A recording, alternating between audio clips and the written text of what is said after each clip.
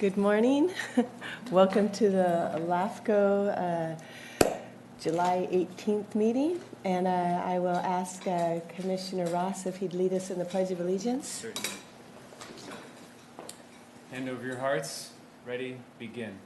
I pledge allegiance to the flag of the United States of America and to the republic for which it stands, one nation, under God, indivisible, with liberty and justice for all.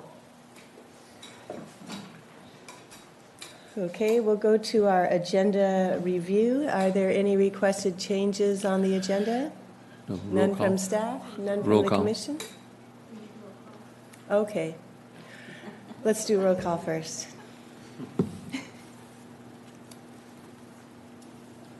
Commissioner Freeman? Yes. Commissioner Hartman? Here. Commissioner Ramirez? Here. Commissioner Ross? Here. Alternate Commissioner Waters? Here. Commissioner Zaragoza? Here. Chair Parks?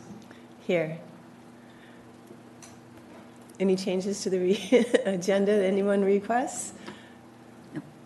Not seeing any, then let's go to our public comments. This is item number 5. I have one public comment card, but it's for item 8, so we'll hold off on that. Then let's go to our consent items. I'll move staff's recommendation. Okay. We have a motion and a second. All in favor, please say aye. Aye. Are there any objections or abstentions? Hearing none, the minutes and budget to actual reports are approved. Go to item 8. This is our first public hearing item, and that's regarding the City of Oxnard reorganization and sphere of influence amendments. Good morning. Good morning.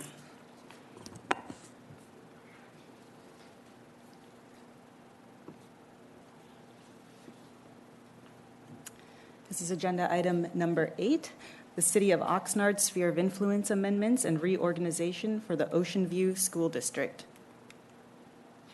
The proposal area is located about 1,000 feet southeast of Oxnard College. It's shaded here or outlined in red. It's about 5.31 acres.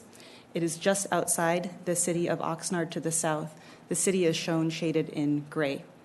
The property is immediately south of the Ocean View Junior High School and Mar Vista Elementary School, both of which are already located within the city. If approved, the proposal area would be annexed to the city and included within the city's sphere of influence. The purpose of the project is to remedy unpermitted connections to the city's water and sewer system in existence since 2001, when a public preschool was constructed on the site there. The existing demand of 3.11 acre-feet of water and wastewater generation of approximately 2,800 gallons per day will not change as a result of the proposal. Annexation into the city will result in an increased city responsibility related to police, fire protection, street maintenance and lighting, and libraries. The proposal includes several components. The sphere of influence amendments include increases to the spheres of the City of Oxnard, Calleguas Municipal Water District, Oxnard Harbor District, and reductions to the spheres of Oxnard Drainage District Number 2 and Ventura County Service Area Number 33. The reorganization includes annexations to the City, Calleguas, and Oxnard Harbor District, and detachments from Oxnard Drainage District Number 2, the Ventura County Fire Protection District, Resource Conservation District, and County Service Area Numbers 32 and 33. These next two slides show the jurisdictional and sphere of influence changes related to the districts involved in the proposal. The left side of the screen shows the annexation and sphere of influence increase areas for Calleguas and the Oxnard Harbor District, and the right side shows the detachment areas and sphere of influence decrease areas for Oxnard Drainage District Number 2 and CSA 33. The remaining components of the proposal include detachments only, so no sphere of influence amendments for these 3 districts: Ventura County Fire Protection District, Resource Conservation District, and CSA 32. LAFCo law requires that the Commission consider several factors related to sphere of influence determinations, including the present and planned land uses in the area, present and probable need for public facilities and services, present capacity of public facilities and adequacy of public services, and existence of any social or economic communities of interest. The proposal area is developed with an existing school facility and receives municipal services from the city currently. Minimal new demands on municipal services are expected. The proposal is exempt from the California Environmental Quality Act pursuant to CEQA Guidelines Section 15301 for existing facilities and Section 15319 for annexations of existing facilities. A notice of hearing was required for the sphere of influence component of the project and was published and posted as required, and no comments have been received. The Commission may make determinations regarding the reorganization without notice and hearing and may waive protest proceedings entirely if the territory is uninhabited, if an affected local agency has not submitted a written demand for notice and hearing, and if all landowners have given consent to the proposal, and these three criteria have been met. Staff recommends that your commission approve the reorganization and sphere of influence amendments and adopt the draft resolutions that were included in the staff report. And we have staff from the Calleguas Municipal Water District as well as the City of Oxnard here if there are questions for them. And as I understand, they're just here if we have any questions. So are there any questions from the commission on this item? Yeah, Commissioner Ross and then Commissioner Freeman. Andrea, thank you for that report. Curious a little bit of background in terms of how this was even identified. I understand in the report that that the water district was made aware of it somehow.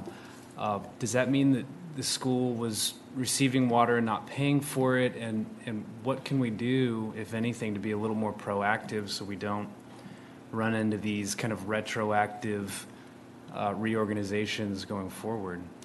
My understanding is that it was discovered as part of another annexation that LAFCo considered recently a couple of years ago. So that was in that same general area, and that's how that was discovered by Calleguas. And as far as how that occurred and illegally without the city knowing that that occurred, this is a public school and they are permitted through the state architect. So there's a little bit of a detachment or just it's not as locally addressed as typically development would be. So there was a detachment there, and the state architect somehow did not go through the channels that we would expect them to go through. Interesting. Thank you. Any others? Yes. I know Commissioner Freeman go ahead. had one. I was just wondering if Commissioner Ross was done. He answered my question. Okay, and then Commissioner Freeman. Well, this did come to Oxnard City Council, and we certainly approved it. And I wonder if Mr. Roselle, who's our Deputy City Attorney, or Mr. Figueroa, who's our Principal Planner, could answer a little bit of those questions that Commissioner Ross had. Thank you, Mr. Roselle. Good morning, Ken Roselle, Assistant City Attorney with the City of Oxnard. Based on the facts that we have determined, the school extended their line using existing connection without the city's permission, and that occurred. And then subsequently, they got water and they got garbage permits from the city. So the city provided garbage service, and we did a street numbering. But there was some disconnect between the additional development and the illegal extension of lines. So that fell between the cracks, and when Calleguas informed us and the school district of this, we took appropriate steps to rectify this problem. And as far as you know, all of the children, probably all of the children, reside in the actual city of Oxnard. They do. They would be in the school service area for the Ocean View School District. So yes, it is an important resource for the community. So we gave the school district several options. They could go through the process, which we're here today, or they could detach and disconnect the water lines and find another source for the water. But I think this is the best approach for everything. Yeah. Thank you very much. Okay, Commissioner Zaragoza. Yeah, Mr. Rosell, so there's no retro pay going back to 2001, or you just made an agreement with the school district that everything's forgiven, or?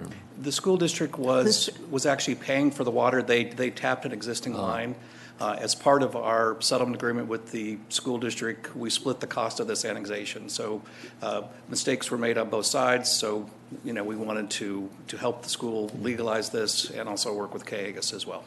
And is there a fee now for annexation, to annex to the? Oh, we're definitely paying, but we're paying, the city's paying half the cost, and the Ocean View School District is paying the other half. To Cayugas and the rest of them? Yes. But it served the community. That's the important issue, the children there in the neighborhood.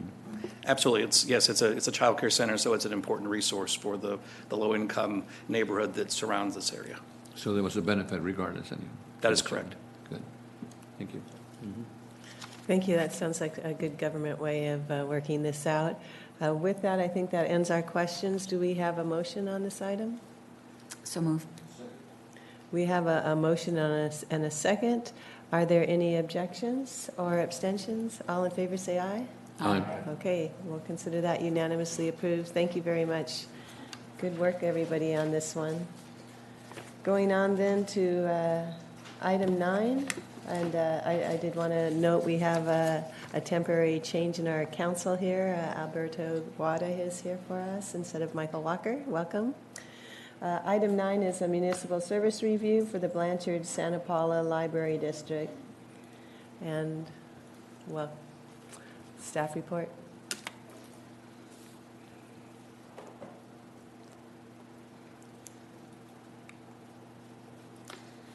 The Blanchard Santa Paula Library District, which is shaded here in red on the screen, was formed in 1967 as the Santa Paula Union High School Public Library District. Its service area includes the city of Santa Paula, which makes up about 6% of its land area, and also unincorporated surrounding areas on all sides of the city. It is governed by a 5-member board of trustees and is funded primarily through the 1% property tax and a $40 per parcel tax. The district has the authority to establish, equip, and maintain a public library for the dissemination of knowledge of the arts, sciences, and general literature. The district was identified as an agency subject to LAFCo authority in 2015, and LAFCo formally acknowledged the existence of the district in 2016. Pursuant to LAFCo law, LAFCo is required to determine a sphere of influence for each city and special district to establish the agency's current and probable service area. A sphere of influence is defined as the probable physical boundary and service area of a local agency as determined by the Commission. A municipal service review, or MSR, which evaluates the district's services, aids the Commission in determining a sphere of influence. The evaluation in the MSR includes several components, such as growth and population projections, location and characteristics of any disadvantaged unincorporated communities, present and planned capacity of public facilities and adequacy of public services, financial ability of the agency to provide services, the status of and opportunities for shared facilities, and accountability for community service needs. And all of these are detailed in the staff report, and I can go over any questions if there are any there. The LAFCo analysis regarding the sphere of influence determination includes related topics, such as the present and planned land uses, present and probable need for public facilities and services, present capacity of public facilities and adequacy of public services, and the existence of any social or economic communities of interest. And again, that is detailed in the staff report as well. While the Commission's actions related to acceptance of the MSR and determination of the sphere of influence are subject to CEQA, those actions are exempt pursuant to CEQA guidelines because it can be seen with certainty that there's no possibility that these actions may have a significant effect on the environment. The notice of the public hearing was provided in compliance with LAFCo law, and no comments have been received. Staff recommends that your Commission accept the municipal service review for the district and adopt resolutions for the MSR and the sphere of influence as provided in the staff report. That concludes the presentation. We also have the district director here who's available for questions. Thank you. Are there any questions on this item? Not seeing any. Let's go ahead and have a motion. I'll move to accept staff's recommendation. I'll second. We have a motion and a second. All in favor, please say aye. Aye. Any objections or abstentions? Not seeing any. That too is approved unanimously. I also note that we have these new Whiz machines in front of us now, and I'll tell you one little feature of them, where you have your button here that says vote and screen. If you push the screen button, you'll get what's on that screen on your, and then you can just flip back to the vote button if you want to see the agenda. So just it goes black for a little bit. No, Don't be scared. don't get scared when it goes black, but it's helpful when you're looking at maps and such. You want the detail. Okay, so let's then go on to item number 10, and this is on the Fillmore-Piru Memorial District.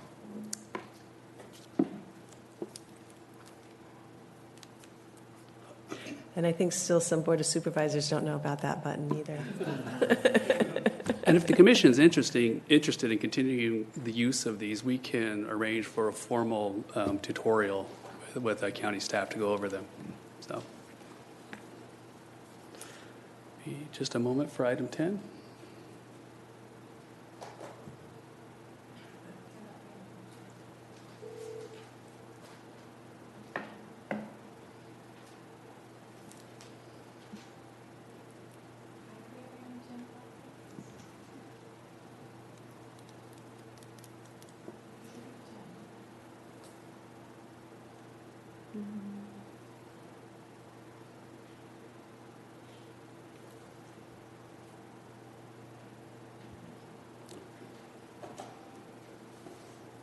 Okay, thank you, Madam Chair. This is the Sphere of Influence review for the Fillmore-Piru Memorial District. So the Memorial District was formed in 1950 under the California Military and Veterans Code. It's the only memorial district that we have in the county. The district owns and operates the Veterans Memorial Building in Fillmore. That is the purpose of their existence, and that is the sole service that they provide. They have a 5-member board of directors, and under an agreement with the city of Fillmore, the city provides the district with staffing. For revenue, the district receives a share of the 1% property tax, a $5 annual parcel tax for all the parcels within the district, and they receive rents and fees for the use of the memorial building. So these are their only 3 sources of revenue. This is a map of the district boundaries, which are in yellow, and the sphere of influence, which is in red.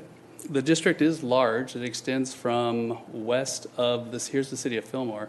So it extends from the west of the city of Fillmore, includes the community of Bardesdale, and goes all the way to the county line, including the community of Piru. So back in 2007, the commission did take action to reduce the size of the sphere of influence, which is here in red, and that was to exclude lands that were in the national forest. The district obviously is not receiving any parcel tax or property tax from those lands. So the commission accepted a municipal service review on the district back in 2007. And the MSR found that the district was financially stable and had no debt, and that it was in compliance with budgeting, audit, and financial reporting requirements, and no service deficiencies were identified. However, the MSR did note that the district conducted no board of director elections since 1990, so they had gone at least 17 years without elections. And then they also noted that the district has no ability to generate other sources of revenue beyond the 3 that I mentioned just a moment ago, causing some concerns over the long-term revenue and long-term viability of the district. So the MSR recommended, first, that the district change its election cycle from odd years to even years for a couple of reasons. This was to save in the cost of conducting the elections, which were significantly higher on an odd year election, and then also to hopefully encourage additional candidates to run. The recommendations also suggested that the county and the city of Fillmore take steps to dissolve the district within 5 years contingent on certain criteria. And this was mainly due to the fact of the concerns over the long-term funding of the district. Those certain criteria, it appears they were never met, so no actions to dissolve the district were ever taken.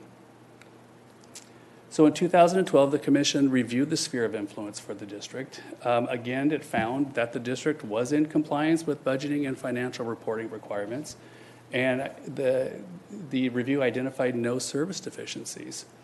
Also, the election cycle was actually changed from odd years to even years, and a competitive election was held in 2010. But again, the review noted that the district has no ability to generate other sources of revenue. Again, going back to that concern about the viability, the long-term viability of the district. So the recommendation at the time was that the commission adopt a provisional sphere of influence. And this was intended to encourage the district, the county, and the city of Fillmore to develop and agree to a plan of dissolution. Well, after the commission considered the practicality of actually dissolving the district, there were several, finding a successor agency that was willing to take it over. There's some sections in CKH that would have needed to be changed or special legislation adopted to have the city take over. And then there was also the probable loss of the 1% property tax as a funding mechanism for the district. So after these considerations, the commission decided just to review the sphere and make no changes, not adopt a provisional sphere, and not encourage dissolution at that time. So now we're to the current sphere of review, and we did review financial documents, audits, budgets. We talked to City of Fillmore staff, and we determined that, once again, the district is financially stable and has no debt. It's in compliance with budgeting and financial reporting requirements. We identified no service deficiency. The district does remain constrained in its ability to generate revenue beyond those three sources. But the concerns over the long-term financing and the viability just haven't materialized after 15 years. Now, the district has held no elections since 2010. The Board of Supervisors has appointed board members in 2012, 2014, and that should be 2016. Now, this is specifically allowed for under the Principal Act, the Military and Veterans Code, which says that when there's a lack of qualified candidates, the board gets to appoint the board of directors. And the lack of qualified candidates is partly explained because the Principal Act requires that at least 3 of the 5 Board of Trustees seats be designated for veterans who actually live in the district. So this, of course, limits the number of viable candidates that can actually run. So that kind of explains why they don't have competitive elections. So the district, as I mentioned, it's financially stable. It's providing the services that they were intended to provide. They're doing it efficiently. They're operating consistent with their Principal Act. The concerns about long-term viability haven't come to fruition, so we're not recommending that the commission take any action as far as dissolution. We are just recommending that the sphere of influence be reviewed and the commission determine no update and no municipal service review is necessary. And that concludes my presentation. Great. Do we have any questions? Commissioner Ramirez? I just wonder if you could say something about, it's about the building, right, the hall, Yes. right? Is that a historic building? Do You you know know, anything about it? I didn't see anything in the report. I don't know, considering that it was, the district was founded in 1950, I would assume that the building was dated to about then. I don't know about the historical status. It is important to the community. There's a lot of events that are held there. Right. I mean, they receive a significant portion of their budget through rentals and fees for the use of that building. So it is an asset to the community. And that includes the entire community, from Piru and the City of Fillmore. Thank you. That's a good question. Is that something that LAFCo considers, whether it's a historic landmark, for example, when we're looking at That's not one of the considerations outlined in the law. I would think that you could consider it as far as the maintenance and the cost to keep it up, and whether the district has the ability to continue to do that on a long-term basis, I think which apparently it in has. terms of the importance to the community, those kind of I would think that's certainly a benefits. consideration. Yeah, I think the commission can certainly take that into consideration. Are there any other questions? I'm not seeing any. Do we have a motion? So moved. We have a motion and a second. All in favor, please say aye. Aye. Any opposition or abstentions? Not hearing any. We'll go ahead and deem that unanimously approved. We'll go then to item number 11, our conflict of interest code. This is just authorization for me to sign the biennial notice that no changes to the policy are necessary. If there are no questions, do we have a motion? We got a motion and a second. All in favor, say aye. Aye. Any objections or abstentions? Not seeing any, we'll go to item number 13, and this is our voting delegates for LAFCo. I'm sorry, 12. 12. Those are our director's nomination for LAFCo. Sure, there's openings on the LAFCo Board of Directors for a county member and a district member in the coastal region of LAFCo. The terms are for 2 years. It includes maybe 8 meetings a year from around the state. And we're just wanting to know if there's any nominations of a county member or a district member who's interested in running for the LAFCo seat. And those meetings, are a lot of them telephonic? Yes, several of them are telephonic. However, there is some expectation that you will attend as many as you can. Mm-hmm. So. And so here is a great opportunity. If it's one of our board members would like to have their nomination go before the LAFCo board? No? No? No. Okay. Would there be somebody who's not here today who might? Oh, that's right. interested? I think Claudia would love to be on it. I say in jest. Okay, why don't we just not take action on that item at this point, if that's okay? And we'll go to the next item, and that is voting delegates. Mm-hmm. And that would probably be very similar to the previous item. Right. We would just need to, the commission would need to designate a voting delegate and an alternate delegate for the election at the LAFCo conference. Okay. Commissioner Ross, you wanted to be a voting delegate? Yeah. Certainly. Okay, I nominate Commissioner Ross. All right. All in favor say aye. Aye. Any objections or abstentions? Thank you Yes. so much. All right, put that on your resume. Okay. And staff will get with you on what that all involves. And we also need an alternate delegate.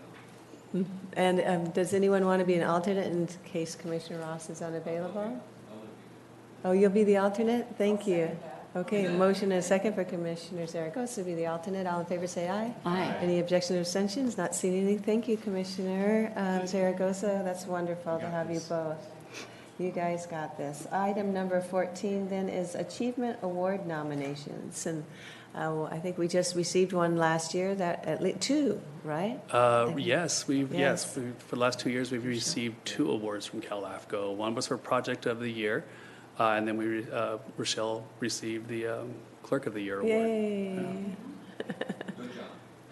So I guess this gives us a chance to look back over the year and say, have we done something exceptional? And are there some exceptional things we want to, or individuals we want to recognize? Do you have thoughts on this? I have thoughts on the Project of the Year. I thought that the annexation of Santa Paula to the County Fire Protection District was a significant project. There's a lot of talk about consolidating fire protection districts and fire protection agencies around the state. And we did it smoothly. We did it with a lot of support, and the commission supported the city through that entire process. I thought that was a very good project that is worthy of nomination.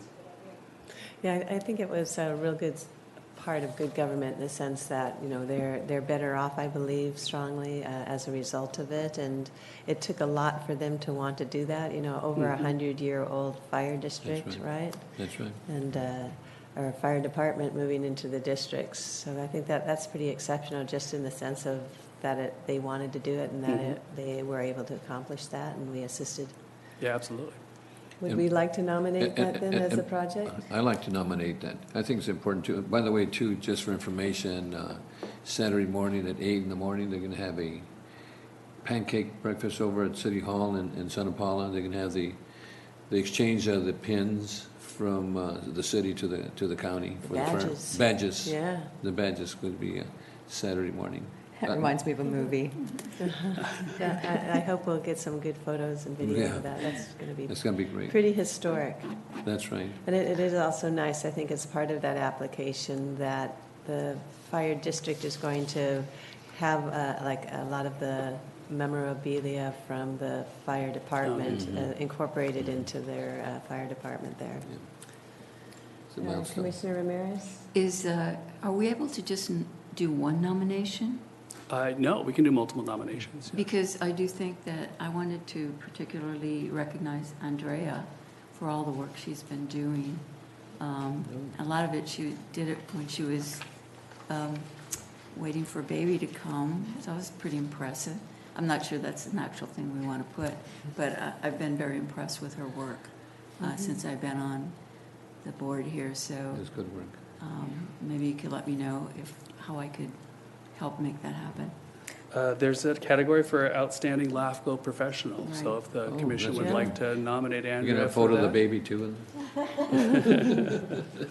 I'll second that. Okay, Janice? we have a motion and a second on a great Janice idea. wants to say something. Well, I think we can vote on that, and then I have a comment. And I would suggest that we vote on that as well as Santa Paula. Do we do them both at the same Yeah, time? sure. Well, then, can I add a third one? Oh, please. Yes.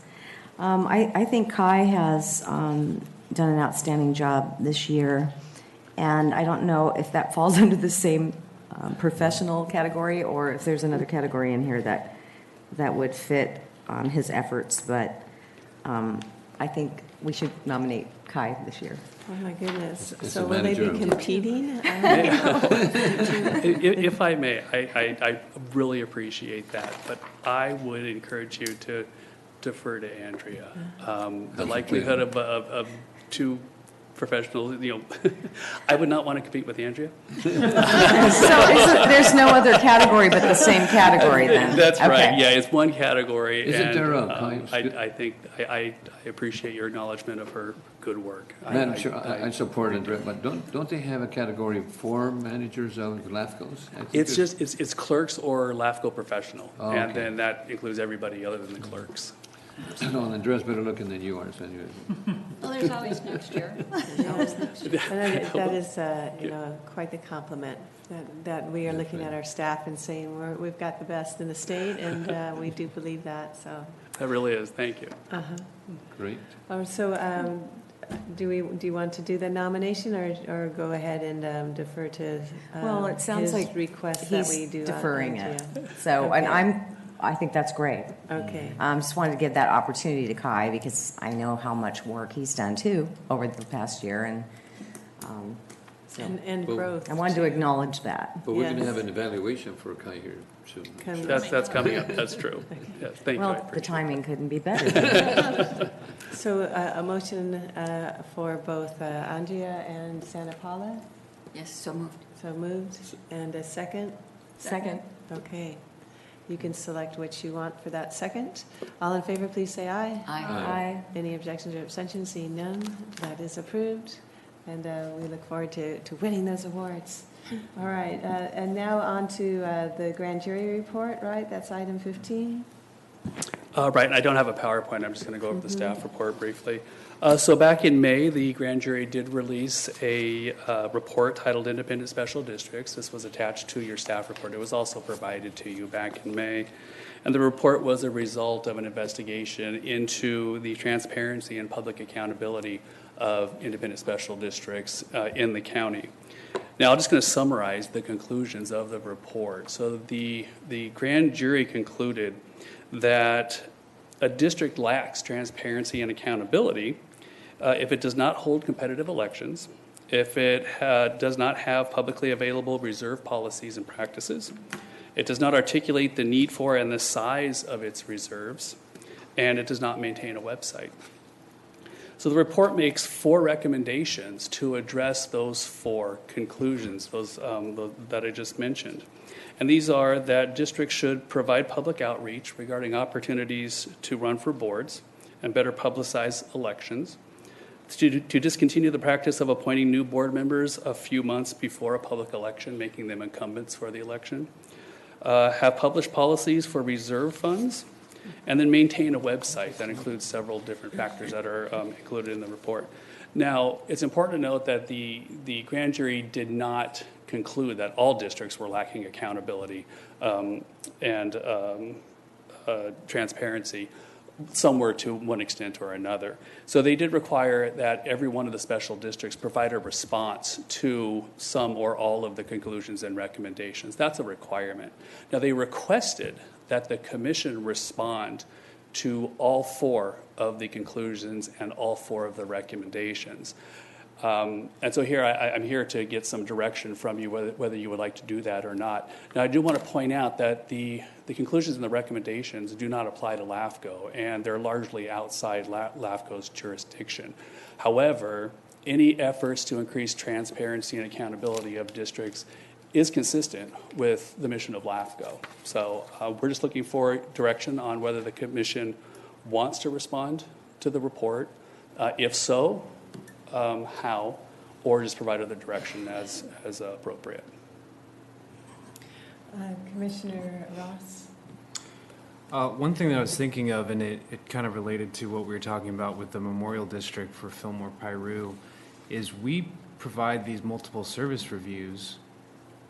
Couldn't one of our responses to the grand jury be something about, we acknowledge these findings and we'll include something along those lines in future service reviews, or we might already have to begin with, that would at least be something that we can do, is pass those recommendations on when we do review these special districts. Yes, we can provide that. We can provide a response, both that when we're conducting municipal service review, one of the factors is accountability of districts. One of the recommendations regarding the website for each of the districts is that they link to the LAFCo website, and that they also post the latest municipal service review for the district. So it's kind of addressed that way. Whether the commission wants to go out and specifically say that we agree with this and actually are taking steps that further, these efforts, that's up to the commission. There's no requirement to do so. Right. What about, if I can chime in here on that, I know there's a Special Districts Association.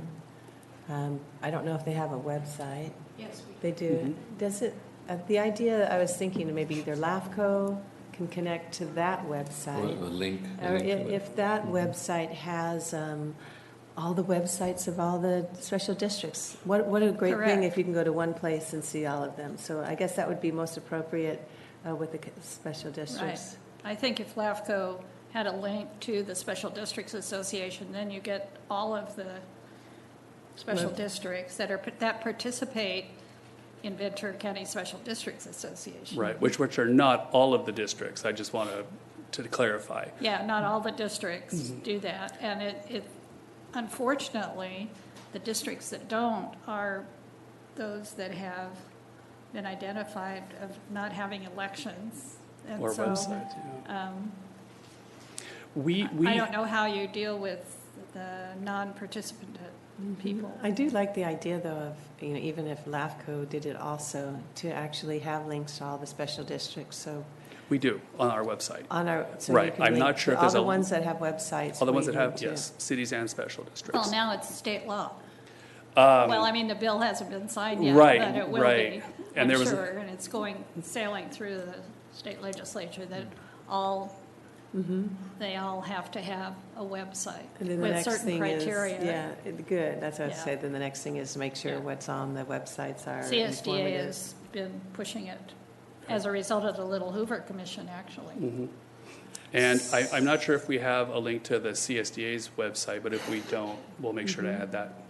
And so, as Commissioner Ross is pointing out, too, to be able to actually look and see if the websites meet the criteria of the new law when that law comes in. So I don't know if there's any any other way of checking that, other Yeah. than a grand jury report once in a while. I think all of the comments were responded to by various special districts too. I mean, I know we added links to the elections division and some other things that people could go to and find out when elections are and who's up and all of that, so. Yeah. And it's really interesting because on the reserve funds, there is some some laws that actually, you can't just identify it as a reserve fund. You have to have that reserve fund allocated. Or the state looks at it like excess money. And they've been known to help themselves. So, So make it part of the budget is what you're saying? yeah. But we have that, don't we? Our reserves. So I mean, Yeah, it we has have to some be, unassigned fund there may balance. be a reserve fund, but it shows allocations to various, Oh, I see, as opposed just to have it. exactly. Okay, interesting. Can I ask something about the whole competitive elections? You probably mentioned that and I didn't listen. What do they want there on the whole competitive election? They're looking for more public outreach to have competitive elections, to outreach to residents within the district, to inform them that there's going to be an election, inform them when a term is up, and encourage applicants to run for office. But don't we have the city managers? Well, these would be for special districts. Only, okay. Right. And then also the practice of when there is a vacant seat to appoint someone to fill that seat close to an election, giving that individual an advantage, the advantage of incumbency, it was also frowned upon by the grand Can jury. I ask it, for the special elections, how do we get a person here to LAFCo? Do we get names from the special election folks? Is that Right, we send out requests to every special district, independent special district for nominations. So that will go to their entire board, and then the board, if someone's interested on the board, will nominate that individual. And they recommend. The difference between LAFCo is that it has to be a board member, it can't be a member of the public running for the commission. And then Ventura County Special District, people vote on the person. Okay. And those have been multiple people running at one time, too, so, but it's voted on, and that has caused complications in trying to get a majority vote, but now the law has been changed to make it. So it is competitive? It is competitive. Yeah. Yeah, we had four Commissioner people Waters? running last I time. don't think the confusion is about this board's election No. policy. It's about the Bardsdale Cemetery. There might not be enough people to hold a competitive election for, Right. Then the supervisors then appoint, right. yeah. Right. And the Fox grand, Canyon GMA, there's a process that this board has for their representatives Right. that the supervisors do and so forth for the, But the grand jury had a problem with, like, our district, last time, nobody ran against the incumbents. And somehow we were supposed to do more to get more competition. and they noted that these districts weren't breaking the Okay. law. I mean, that's what the law says, that when you don't have enough candidates, the board of supervisors will make the Then appoint. appointment. So they weren't outside the law doing that. They're just encouraging more public outreach to encourage additional candidates. Okay. And that's accountability and I know when I came onto the board there, like the Municipal Advisory Council, the Triumphant Sanitation District, they never had elections, some of them. And so I just got busy in sending out a press release and getting the information out there that there's an open seat and we got elections. They were advertising because they were required to advertise for the Triumphant Sanitation District in Oak Park. They're advertising it in a Spanish paper in Oxnard. So it's just like, it just makes a lot of sense, advertising a local paper in your area and such. So, but I think there's more that we can all do to try to get people interested, to let them know that there are seats available. I think that one of the issues with when they appoint someone just before an election, sometimes that seat, that person is also serves for like 4 years if they, instead of, hey, there's an election coming up in 2 months, even though you're filling a 4-year term, that seat should then become up for election, because it was an appointed seat. But that's more, I think, state law. But it is really unfortunate that so few people applied or to run. And I know it's tough to run. No one wants to campaign or anything. But the idea that the electorate then has no choices is what the outcome is. So we need to do what we can to encourage it. I'm pretty sure in this upcoming election, in our district, there will be competition. Well, and that is a little bit of a sore point out in Oak Park too, because they're part of the Rancho Simi Rec and Park District, but they're a small community, and the likelihood of them winning an election with the big city of Simi Valley and someone from Simi running, so they keep saying, we want a seat. I don't know how we can do that, but they do have an advisory board, and I think that's how we handle that the best we can, and hopefully respect the advisory board. Well, it is a fascinating topic, and we definitely need to do all we can to shine a light on special districts. Some of these just really don't have much accountability, frankly. Like Triumpho, they had like a dinner every time they had a meeting when I first showed up, and the meetings were less than a half hour. So it's just those kind of things you just see. People can get real comfortable in those positions, and there isn't much light shined on them. Yeah. As a result of the report, our board decided to double the number of meetings in Oak Park. Yes. So, I mean, it makes sense, and it's the right thing to do. Mm-hmm. And have individuals from each of the boards attend the meetings, I think. It helps too. Commissioner Parvin? Yeah, I think we should respond by a letter, but not to anything specific relative to what's not under our purview, but more about transparency and how you can access the ones that are available on websites through our website and what we have, as far as transparency. I think that would be good to touch on that and to respond to them. The grand jury 2 years ago, I think, did a report that said that cities didn't put up the 460s reports on their websites, so a lot of cities jumped in. Still, there's, I think, a few outliers that haven't. But actually, I think that's really good information, too, on all elected bodies, not just cities. So I don't know if they brought that into their discussion on this one, but they had done that before. It seems like a natural, if you're going to have a website and be required, that would be a good item to have on there, too. And they can probably set up maybe a link, to the elections for the 460. Yeah. Well, that's what you guys do, yeah. So what is the deadline for the response? Mid-August. Mid-August. Right, and actually, we have no deadline because we're not required. Mm-hmm. So I could write something up for the chair's signature. Or if we want to be late, if you want to write up something and we can review it at our next meeting and just submit a response late, so we could chime in if there's anything else we want to add instead of just the chair. Sure. So we can be late, no problems with that? Right, yeah, there's no deadline for LAFCo. Because we're not required to anyway. Right. Okay. Mm-hmm.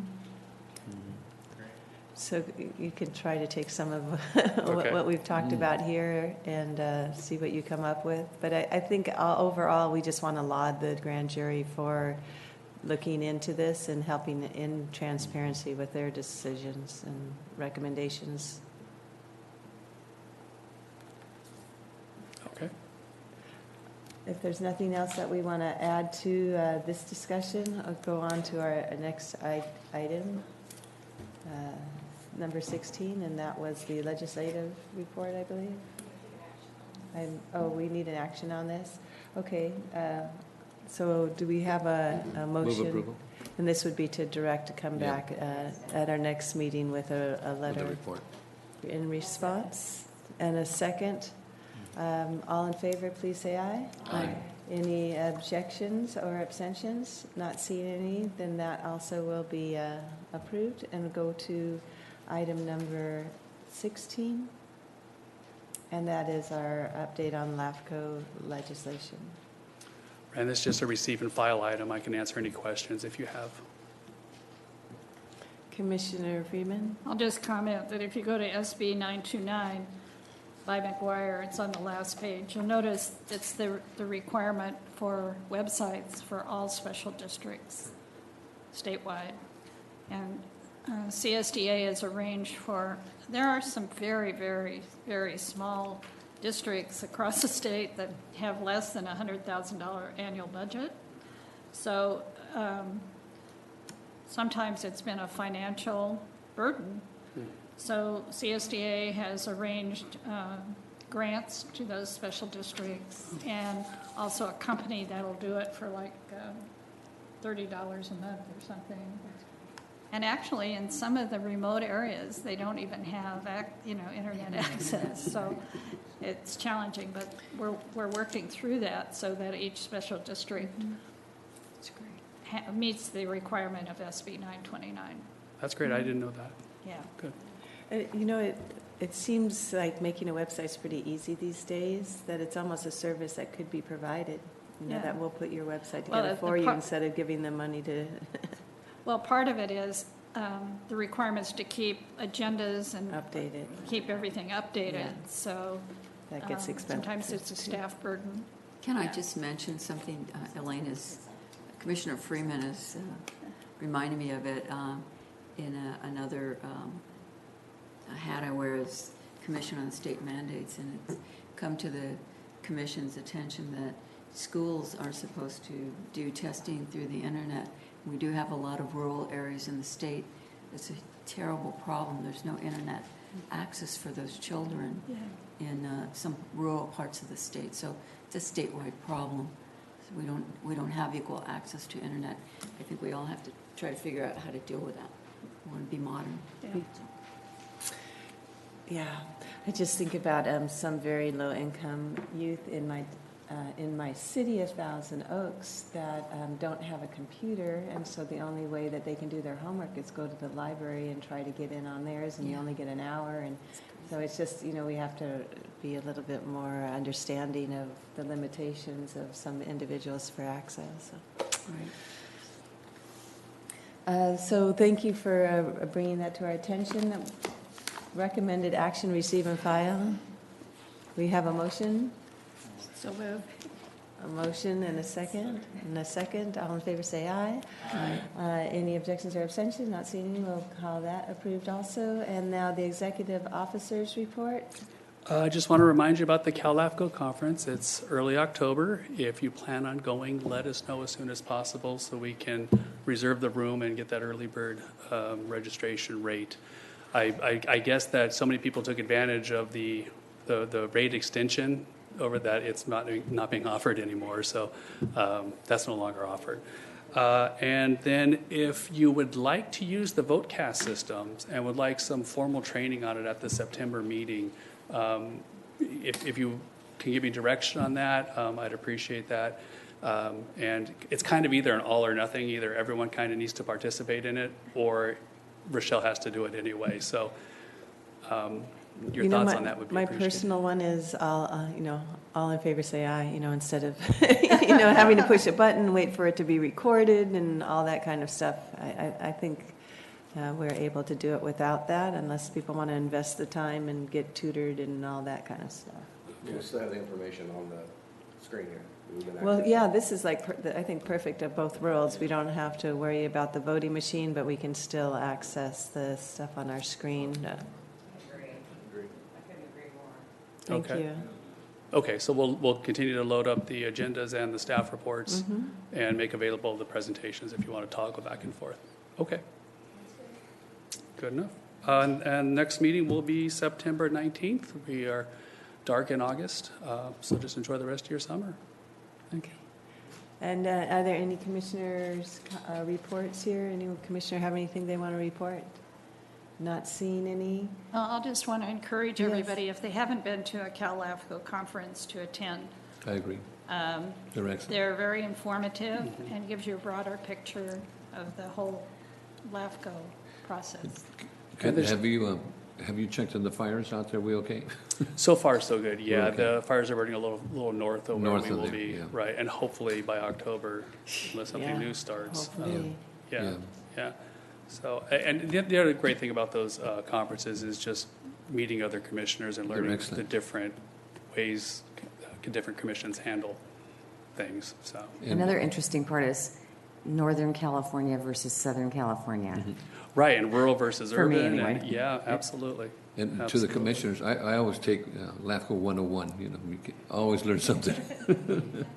And I've been doing that for years, and it's,